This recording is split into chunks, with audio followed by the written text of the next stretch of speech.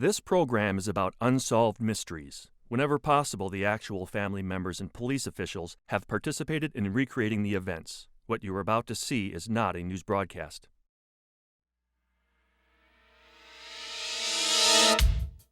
In September of 1979, 19-year-old Mickey West vanished without a trace. Exactly 7 years later, a note was found from someone who claimed to have witnessed Mickey's murder, but his identity remains unknown. Between 1890 and 1920, thousands of homeless children rode orphan trains to new families in the Midwest. Today, many want to find the brothers and sisters they never knew. In 1967, a 5-year-old boy fell into a rain-swollen creek in Nutley, New Jersey. 2 months later, his body was found in the river 3 miles away. In 1974, a New York banker boarded a commuter train to take him home to New Jersey. During the train ride, he vanished. 2 months later, his body was found on the bank of a nearby river. In 1976, a 14-year-old schoolgirl left her home on Staten Island to look for a summer job. That afternoon, she disappeared. 2 years later, her body was found in an abandoned shipyard. What links these cases together is Dorothy Allison, a housewife from Nutley, New Jersey. She predicted where all 3 bodies would be found, what happened to the victims, and remarkably, in 2 cases, predicted when they would be discovered. Dorothy Allison and the authorities with whom she has worked claim she has psychic powers. In my lifetime, this is the most amazing thing that ever happened to me. To see the ultimate results of everything that she had said. It's as though I turned on a TV station and got a picture. And this is what I get when I get a vision of something, or a place, or a person, or anything. It's as though you're tuning in on a TV set. Dorothy Allison is called almost daily by police detectives. And although she's never paid for her work, she's been asked to help in hundreds of investigations. In the next hour, we'll follow Dorothy Allison on a current murder investigation and explore 2 other unsolved mysteries. We'll also tell you how our viewers helped capture a murder suspect and his teenage girlfriend. Join me. You may be able to help solve a mystery.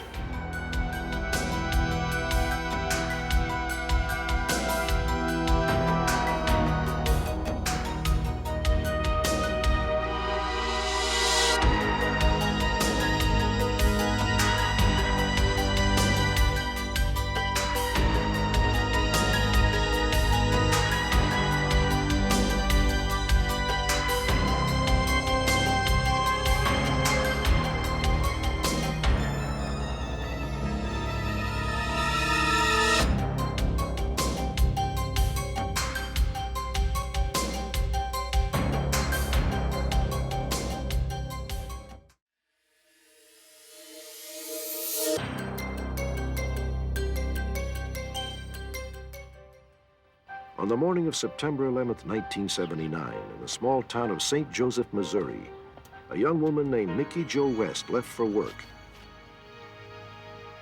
She was never seen again. Her friends and family suspect foul play, but her body has never been found. I think I know what happened to Mickey. I think I know who did it, and I think I know why they did it. We have a suspect that we established the day after the disappearance. We've talked to him several times. We know where he lives now. We know where we can reach him. We just simply have no evidence against him at this point. I believe that this person who's described as the #1 suspect, I believe that he abducted her, and within 2 or 3 hours of that time, I believe he killed her. At the time of her disappearance, Mickey Jo West was 19 years old. She was an outgoing, friendly girl who worked as a nurse's aide at the St. Joseph State Hospital. She was funny. She could make a bad situation into a good one.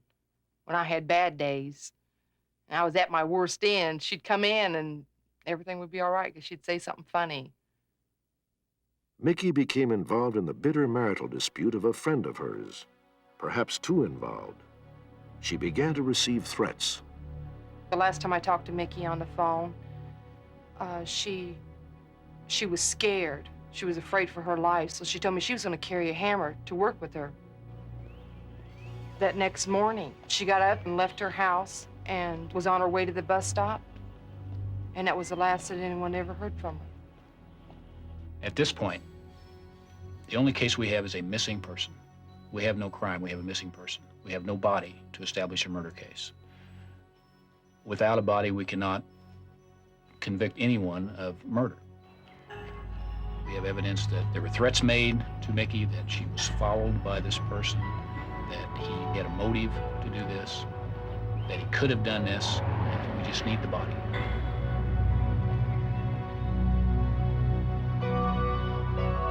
For 7 years, no new evidence was found.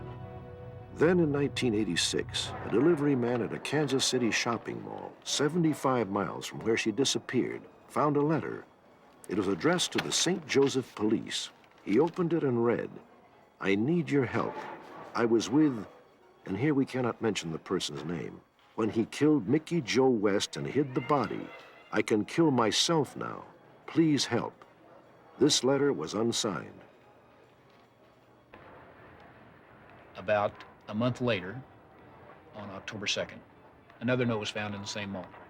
A security guard who worked in the mall found this note in a hallway there. It was obviously the same envelope, the same paper, obviously the same person, had the same message on it, and it too was delivered to the police in Overland Park and then eventually to our department. Both of the notes named the man who has been and is now the prime suspect. The author in these notes said that he was with the person who had killed her, that he did not kill her himself, that he could not stand this knowledge that he had, and that he needed help. They're both unsigned, and so far we have not come up with any solid leads as to who the author is. 7 weeks later, 3 more letters were found, this time in St. Joseph, the town where Mickey was last seen. The first of these was discovered in a shopping mall. The same day, another was found at a local truck stop. Then a janitor found another letter in the same St. Joseph shopping mall. After the 3 notes were found in St. Joseph, we had a total of 5 notes, all established to be from the same author, all saying the same message, naming the same suspect, but getting us no closer than making the case or proving the case against this person than we were before.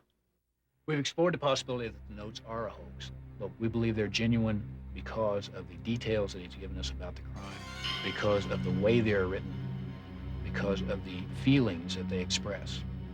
They just seem realistic. When we examined these letters, it was obvious to us that the person who wrote them was intimidated by the person who killed Mickey Joe. These weren't letters written by a stranger. They were written by someone who was personally acquainted with the victim. There are deep-seated feelings of guilt, not guilt because the writer was personally responsible for having killed Mickey, but because he was present when it happened and wasn't able to stop it.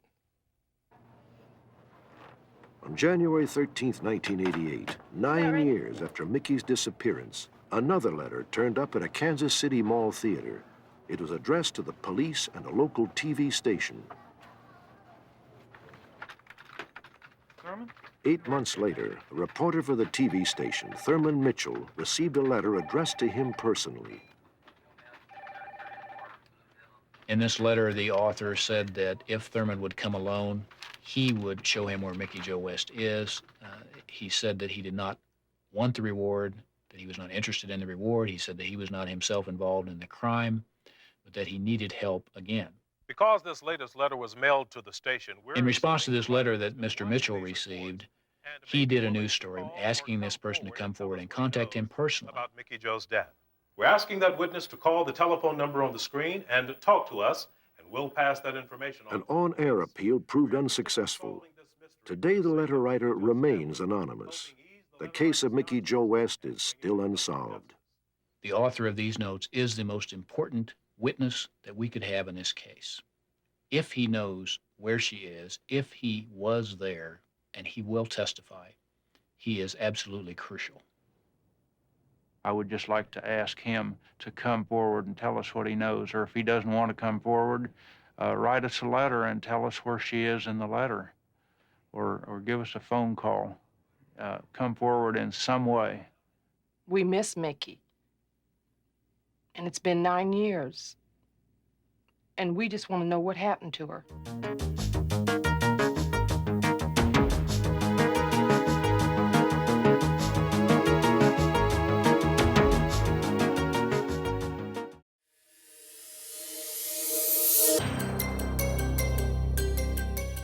Last month, we broadcast a story about Dave Davis from Pittsford, Michigan, a man accused of murdering his wife. On July the 23rd, 1980, Davis and his wife Shannon were horseback riding on their farm 80 miles outside Detroit. Davis claims that Shannon lost control of her horse, fell, and struck her head. She was rushed to the hospital, but doctors pronounced her dead on arrival. After a few days, Shannon's parents found out that Davis had taken out 6 large life insurance policies on Shannon. They had their daughter's body exhumed. The results showed traces of an animal tranquilizer, as well as 2 injection marks, one on her wrist and one on her shoulder. Police found out that Davis had indeed had access to the animal tranquilizer through a deer hunting group. Just as his arrest seemed imminent, Davis fled. He had not been seen since October the 13th, 1981. FBI and different ones had said don't discount the fact that he may already be dead, but we felt like, no, he's out there someplace. He was a rugged outdoors individual. He was a survivor. We broadcast Davis's story twice. Within days of our second broadcast, Dave Davis was captured. A viewer identified him as a man named Davis Meyer Bell, who was living on the tiny island chain of American Samoa, 2,000 miles south of Hawaii. Davis, alias Bell, was arrested 3 days later. Any comment on the charges against you, Mr. Davis? I didn't do it. Police say your wife was poisoned. I didn't do it.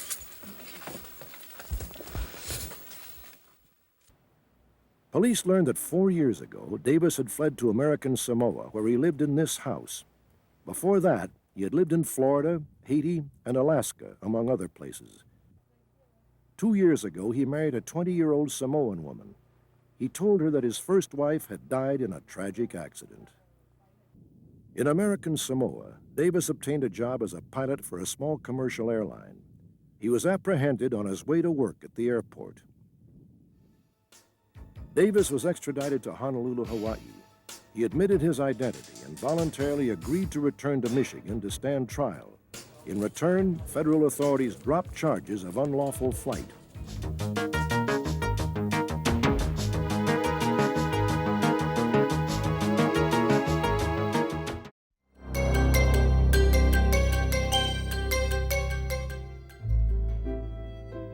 Around the turn of the century, the streets of New York City were filled with starving immigrant children who had no one to care for them.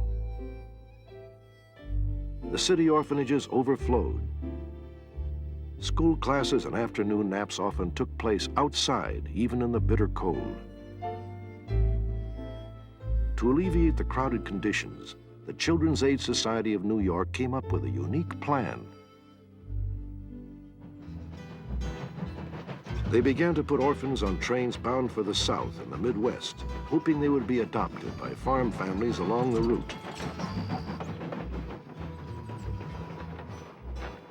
Between 1890 and 1929, scores of trains carried at least 150,000 orphans into the heartland of America. Sadly, many of them were separated from their brothers and sisters whom they would never see again. In 1910, 2 brothers named Algie and Johnny rode on an orphan train. Along with a group of other orphans, they headed for Arkansas, hoping to be adopted. When we left New York, none of us knew where we was going, but the guys that took us knew where he's headed for. Fayetteville was the destination.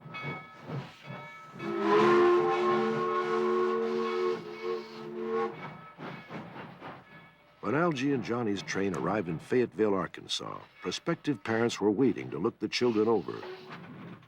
The brothers hoped they would be able to stay together. It stopped, Fayetteville.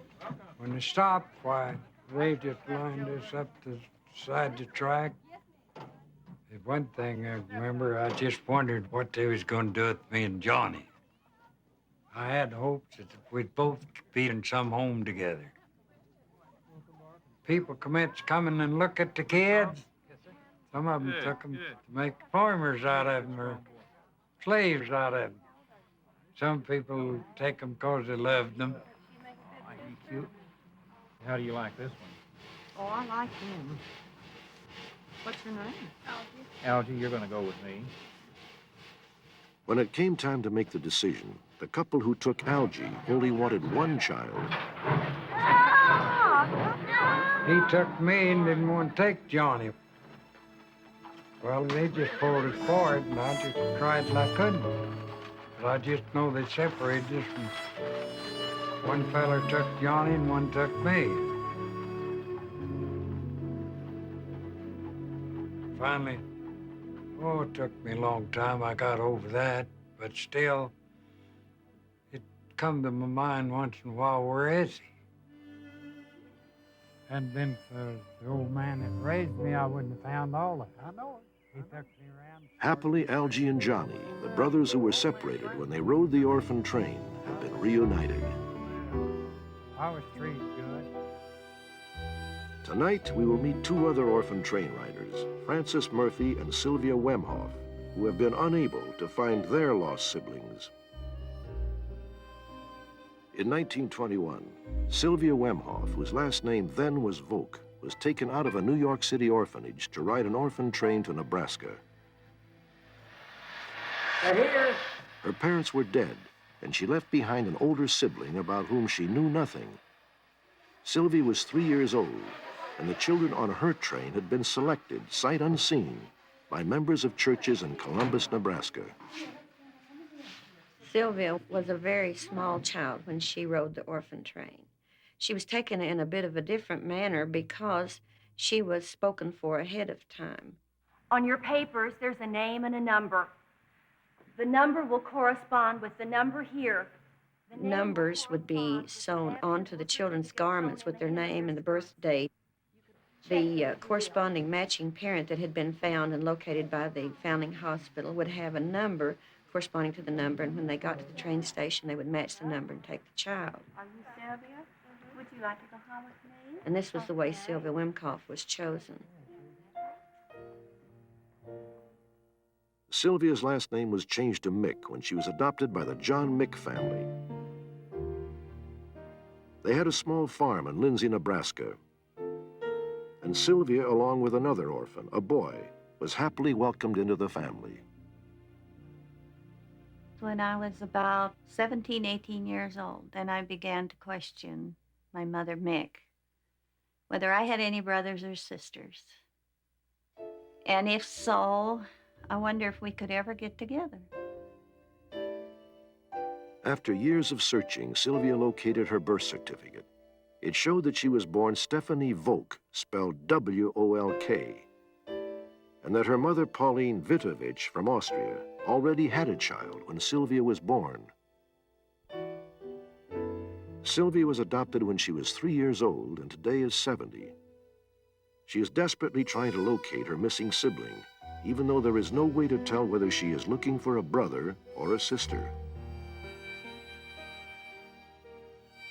The day after our broadcast, Sylvia's search came to an end. She learned that her brother, 72-year-old Joseph Volk, was living in New York City. Volk's stepdaughter had seen our broadcast and recognized the names on Sylvia's birth certificate. On September 25th, Sylvia flew to New York and met her brother Joseph for the first time. Joseph, your sister Sylvia is here. Are you Joseph? I'm Sylvia. Oh, Sylvia. Yeah. I'm so glad. I'm Oh, so happy. I'm so happy too to see you. We hugged each other, and we were just really thrilled and happy that we finally got together. I had heard I had a sister, and I was awfully pleased when I saw her, and thankful to God. Yes, that's me on there. Most brothers and sisters grow up sharing their lives together, but for Sylvia and Joseph, the love and memories are just beginning. The next man we will meet is Francis Murphy. In 1928, when he was 11, he too rode the Orphan Train. His baby sister Margaret and his mother, who was too poor to take care of him, were both left behind. When I got on the train, I didn't really feel that I was being wrenched away from somebody. I didn't know that much about my mother, so that it wasn't a matter of tearing me away from her, because I was away from her all the time anyway. It was a big adventure more than anything else. As a kid in New York, you have to remember that we didn't know the West, and what we knew was from the picture shows we saw of cowboys and Indians and maybe engineers. And go in that direction, well, that was the biggest thrill that a kid in my time could really expect.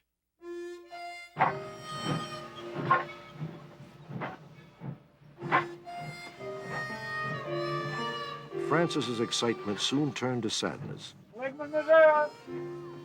I'm Camille Mitchell of the Children's Aid Society. I brought your boys. At stop after stop, potential adoptive parents would be waiting to pick their child from the crowd. But not all the children found new parents. Signature, please. Francis, who had boarded the train in New York with such high hopes, began to realize that none of the families along the train's route wanted him. Hi, Luke. Welcome to our family. 14 or 15 children that were leaving, and you got off the train with their belongings, and they told me, Francis, you should stay on the train. And he would see the crowd and get smaller and smaller until finally he was the only child left on the train. Bye-bye. Bye-bye. All aboard!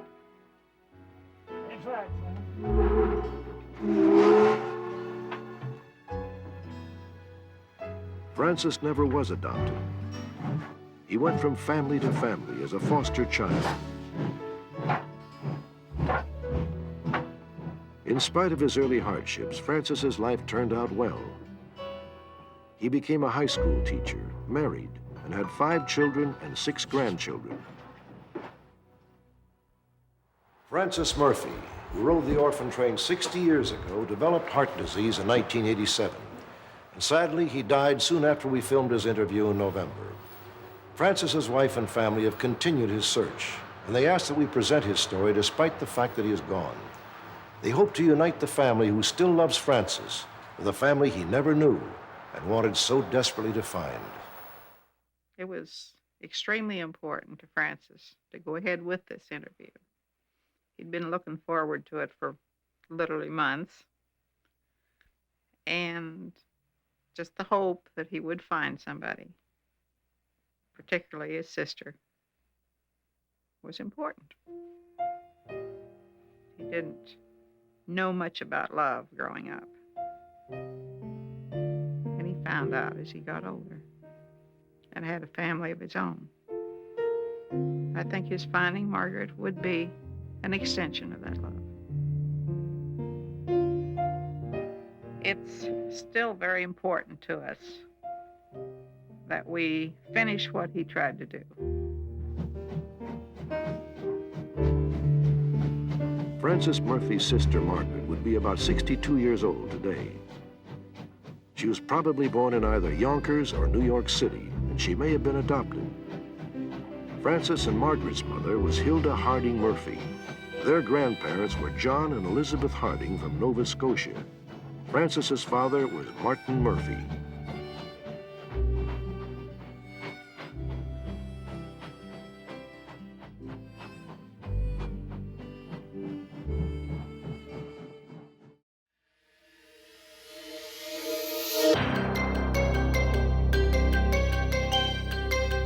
These are affidavits from police departments around the country, attesting to Dorothy Allison's psychic powers. The use of psychics in police work is almost always controversial. Frequently, they're inaccurate. All too often, they are charlatans. But there are a few who do indeed seem to have a special gift, the unexplainable ability to predict details still locked in the future, an ability which in itself is an unsolved mystery.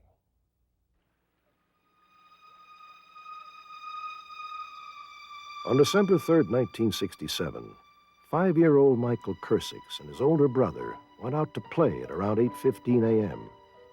As they were playing, Michael lost his footing, fell into a churning river, was swept away and drowned.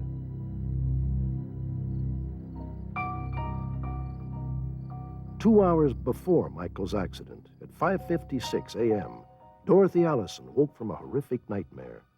Her lucid and frightening dream predicted Michael's death.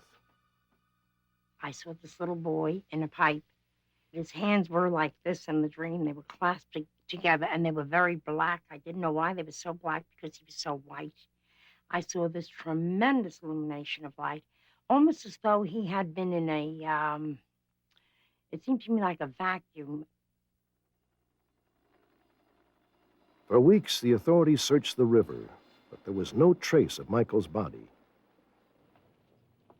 A month after Michael disappeared, Dorothy went to the police and insisted that someone listen to her story. I had a dream of this little boy stuck in a pipe. The one brief newspaper article about the case did not contain a picture of Michael. The police were startled when Dorothy accurately described the clothes he was wearing.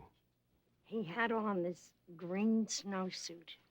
Underneath the snowsuit, he had on a polo shirt with stripes, and underneath that, an undershirt with a metal pin to it. And also, he had his shoes on the wrong feet. There was a possibility that this could have been a hoax. There's always that possibility. When she came up with this description, I became overwhelmed because I knew this boy. I knew this family.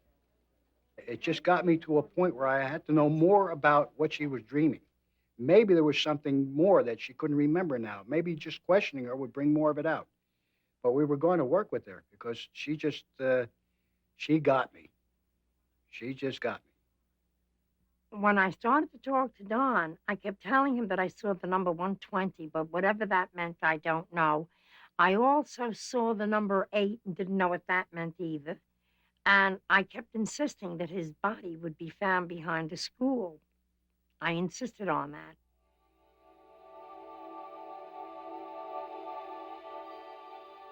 As the search for Michael continued, Dorothy's clues began to mount up. Number 8, a school, a parking lot behind an ITT factory, lumber, gold lettering on a window, and the number 120. She had mentioned the number 120 the very first day that we were together, and we thought, well, maybe it's an address. And in the area that we were in initially, there was no 120. Then we felt, well, maybe it would be January 20th, the month and the day. That came and went. No significance whatsoever, but that 120 kept coming up, and to me especially, and I couldn't understand why. By now, they were starting to lose their patience, and Don Vaccaro says, my God, I'm trying, but I don't know what you're saying. I said, well, look, he will be found on February 7th, and then our troubles will be over. You will know the story of Michael Kersix. The day the boy was found, it was 1:20 in the afternoon of February 7th that I was told that the baby was found.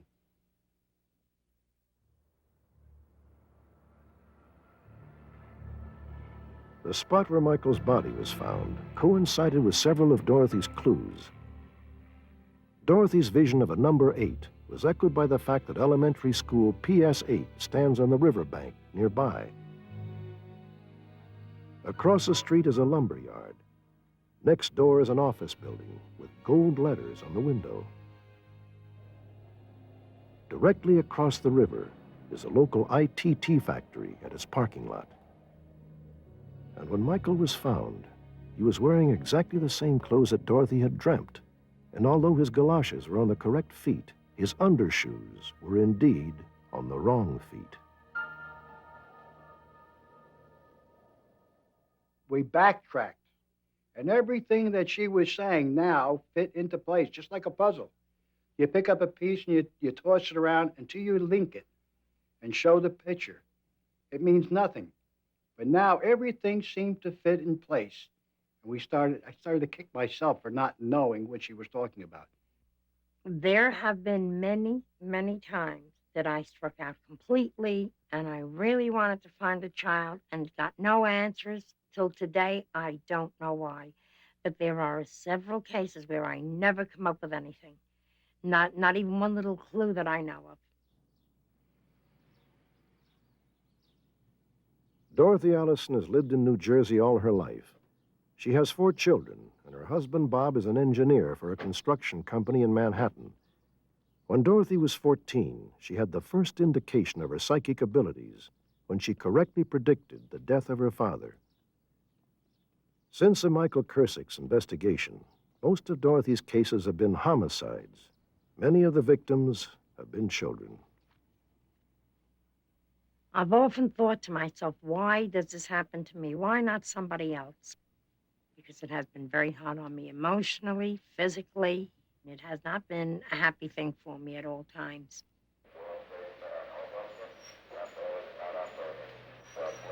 On December 20th, 1974, a New York banker, John DeMars, left his Manhattan office to ride the train home to New Jersey. He was happily married with 2 young children and habitually called his wife if he was going to be even 5 minutes late. But on this day, when his train stopped at Nutley, John DeMars was not on board. He had simply vanished. Our first thoughts were maybe he embezzled money. We didn't find anything wrong with the bank. Maybe he ran away with another girl. We found out that that wasn't true. We just couldn't find this fella, so I went to see Dorothy.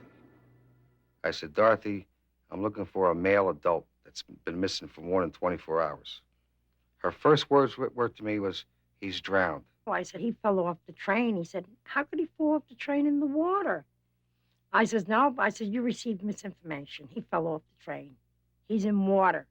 So I says, well, can you give me any other clues as to where I would find him? I said, I see a row of tires, a little park where children get down a hill on their sleds. I see a fire engine that children play on, and I see this man in this water here. Then she told me that she sees a bow and arrow. Now, where do you find a bow and arrow? I thought she was crazy. Hey, good job. 2 months after the disappearance, a father and his teenage son were target shooting with a bow and arrow on a bluff overlooking the Passaic River. One of the arrows missed the target and landed a few feet from the body of John DeMars. The body was found on February 22nd. Dorothy had mentioned the number 222. Nearby was a park where rows of tires had been arranged to make a sled run. The question remained, how did John DeMars, a train passenger, drown in the Passaic River? The authorities theorized that DeMars dozed off on the way home. The train made an unscheduled stop on the Passaic River Bridge. The conductor opened the doors to let another passenger off the back of the train. John DeMars, still half asleep, thought he had reached his station. He stepped out into space and fell into the river below. Chills go up and down your spine, believe me. You look around, you look at your notebook, all these notes that you wrote down 3 months ago, and everything that she had said was exactly there. Everything that she had said. How Dorothy can do these things, I don't understand psychics. I don't know how Dorothy's mind works. All I know, if Dorothy told me, Ellen, go outside and cross the street, I would go out and cross the street because I don't know what she's seeing for me. Ellen Jacobson and her husband, Bill, became involved with Dorothy after their daughter disappeared from home in 1976.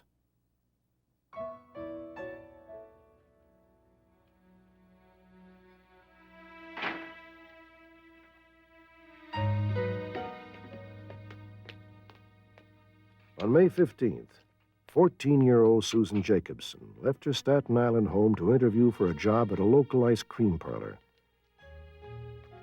When Susan didn't return for dinner, her parents contacted the police.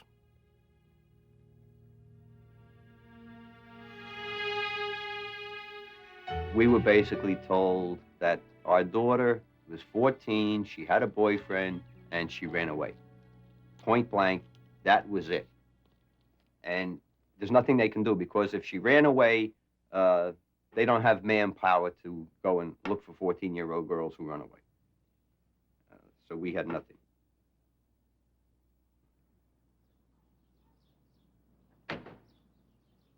Two weeks later, the Jacobsons asked Dorothy to help. She immediately went to Staten Island with her husband, Bob. Dorothy knew nothing about the case and had never met the Jacobsons. When Dorothy came, she was so down to earth it was impossible to believe. I had visions of, a gypsy woman. I had some visions of somebody laying out a deck of cards and reading cards to me or reading my hand. And Dorothy's first reaction when I came in is, "Where's the coffee? Put the coffee pot on." Oh, what does 2562 mean to you? She immediately asked me what the number 2562 would mean. And I said, well, I could turn it into February 5th, 1962. I said, that's my daughter's birth date. She said to me, how about the number 408? What does that mean? I'm in total shock. I don't know what she's looking for. I said, 408. She says, maybe it's 405. I said, my daughter Susan was born that time. She says, what's Mar?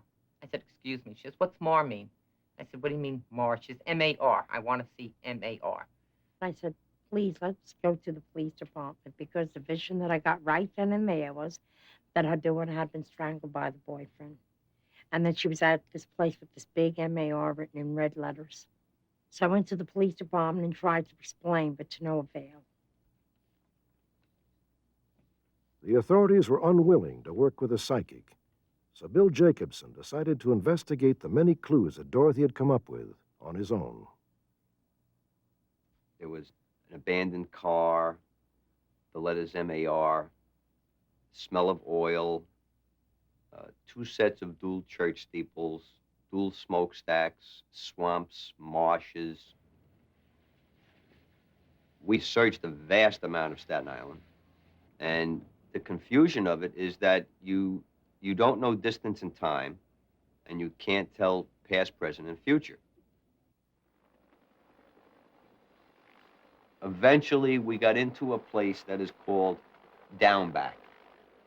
In this area is an abandoned shipyard that was apparently active in World War I, and we found a rock, and on this rock were painted in red letters the letters M-A-R.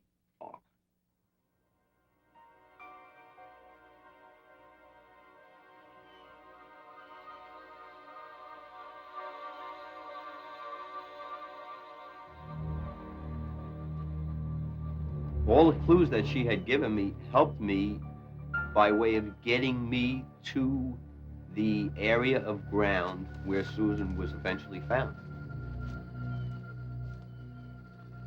When I saw the M-A-R, I was astounded, and I felt it had to be the area. Have to call Dorothy, have to get her over here, have to show her what I found. When Dorothy saw the M-A-R on a rock, she said, this is it. This is where your daughter is. Now we need the cops. We need the dogs. We need the bloodhounds. We need to drag through the swamps and the marshes. But we had none of that. We searched as much as we could by ourselves. We felt that we had done a good search. Unfortunately, we never found my daughter.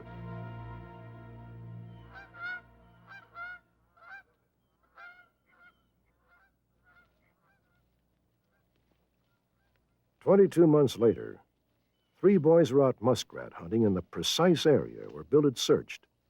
Just 100 yards from the M-A-R letters, they discovered the remains of Susan Jacobson, concealed in 2 oil drums. From the place where Susan was found, you could see almost all at the same time dual church steeples, the smokestacks, the abandoned car, the rock with the letters M-A-R.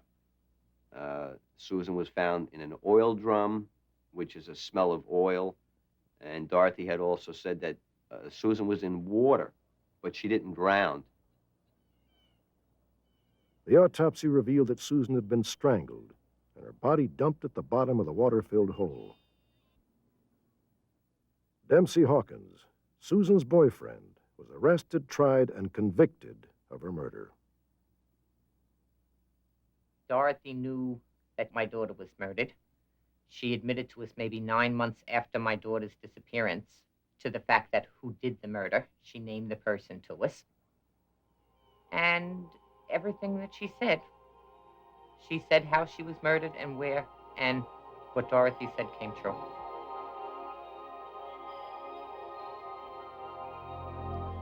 In the 3 cases we have seen, Dorothy's success has been astonishing.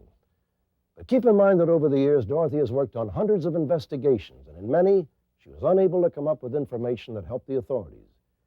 In a moment, we'll follow Dorothy on a current murder investigation to see exactly what she does and how she does it. Last March, we looked for a case where we could examine Dorothy Allison's psychic gifts. We found a homicide in Hagerstown, Maryland, where the police were at a dead end. They agreed we could ask Dorothy to assist on the case and film the investigation as it happened. As you'll see, Dorothy came up with the name of a possible suspect, but for legal reasons, we have chosen to disguise this name. We gave Dorothy absolutely no information on the case. She didn't know the name of the victim or the state where it happened. She didn't even know it was a murder case. Dorothy was contacted by Sergeant Keith Wattenshate of the Maryland State Police, who's in charge of the ongoing investigation. Hello? Mrs. Allison, Yes. how are you? Fine, thank you. How are Knowing you? absolutely nothing about the case, Dorothy drew up a list of clues the night before Detective Wattenshate's call, and then dictated the list in several conversations the next day. What we should do is be looking for a janitor in school, somebody that worked in school as a janitor. I feel there's sort of some kind of kidnap, abduction of some kind, or something like that. I also feel that I'm dealing with a suspect who has suicidal tendencies and something wrong with the feet. The numbers 1 and 7 were very important. Whether it's 71 or 17, I don't know just yet. The clues were random images that might relate to the victim, the murderer, friends, or even the police. I feel also that this person wears glasses and sometimes a wig to look different. A wig? Yes. Uh-huh. When I was talking to Dorothy on the telephone, she mentioned about a police officer, possibly in disguise, wearing a beard that he now doesn't have, and a wig or hairpiece of that nature. That kind of keyed upon me because I'm a policeman. I don't film in disguise, but I am in plain clothes. I wear a hairpiece, and I just took a beard off 2 days ago. I was on vacation. And she could have been keying in on me, which is possible.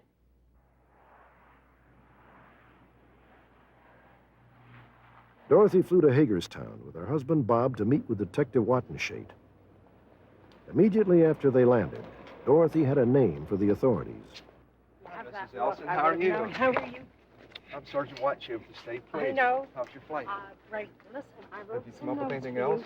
Yeah, well, I have a name here for you. Beautiful, beautiful. Okay, and I also have some other things that I got. It's kind of scribbled. But there's a name for you, okay? It's either Chuck is a nickname, and then it's either Bernstein or Goldstein, the last name. When it comes to psychics, if you looked at them in a general sense, I would tell you I think they're a bunch of baloney. But I'm keeping an open mind towards Dorothy Allison because I want to solve this case very badly. For 4 years, the police have been unable to solve the case of Lori Zimmerman, a 15-year-old schoolgirl who in April 1984 left her aunt's house and simply disappeared. 8 days later, Lori's partially naked body was found in the forest 12 miles away. She had been beaten and suffocated. The coroner found a foreign object lodged in her throat. I feel that she was in front of a library when she met these 2 brothers or 2 cousins or twin friends of hers right from her own neighborhood. She did meet somebody there. Their name could be... Within minutes of leaving the airport, more thoughts and images flooded Dorothy's mind. I feel that she had been raped. And then murdered. I know that if I had to see her, I don't know why, but I get a feeling she has something the matter with her head, as though somebody hit her with something near her head. I'm getting something on the head. Okay. Her jaw was broken 2 places. But that, of course, wasn't the cause of death. I get more of a suffocation feeling. I know I can't breathe. There's something hot, whatever it is. I feel a lot of heat around this girl. Tremendous amounts of heat. No, I think I'm getting a feeling, but actually, there's a choking going on in her throat, too. She's choking on something. And this is during the attack, you know, that she's choking. I think you know what I'm getting at, don't you? Not as a force on the throat, but it's more of a choking type. Exactly. As though you were gurgling on something, right? That type of situation I'm getting.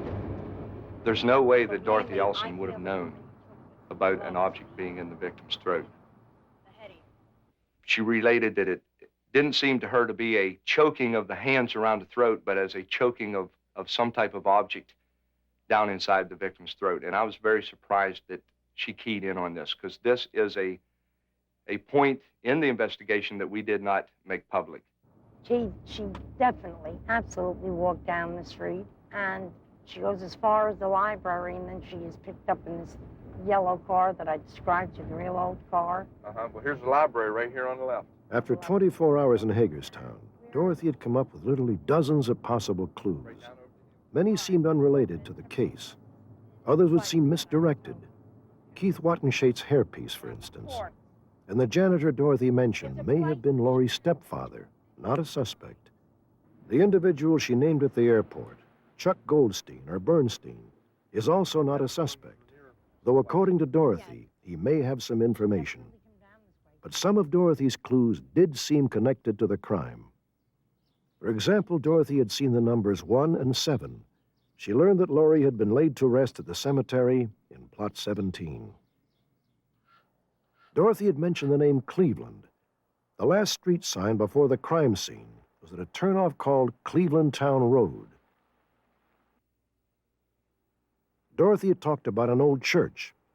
Half a mile from where the body was found, there was indeed an old church. All these clues might be coincidences, but they might also be part of a mosaic that, once assembled, will create a picture of what happened to Laurie Zimmerman. The body. At the crime scene, Dorothy experienced the strongest sensation that she'd felt during the entire investigation. But as far as that name, I feel him stronger than anybody right now in this area. I feel that he's the one who took the girl here. And the reason he murdered her was because she was reluctant to let him do whatever he wanted to do. So she screamed out loud, and he panicked, and I believe that he hit her on the head. You know, the head area. I believe that he killed her that way.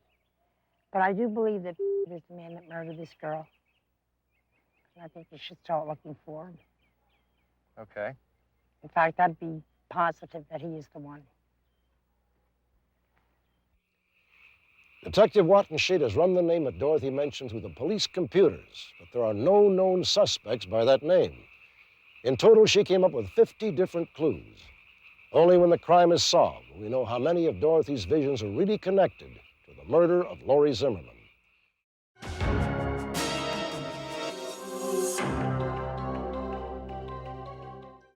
For every mystery, there is someone, somewhere, who knows the truth.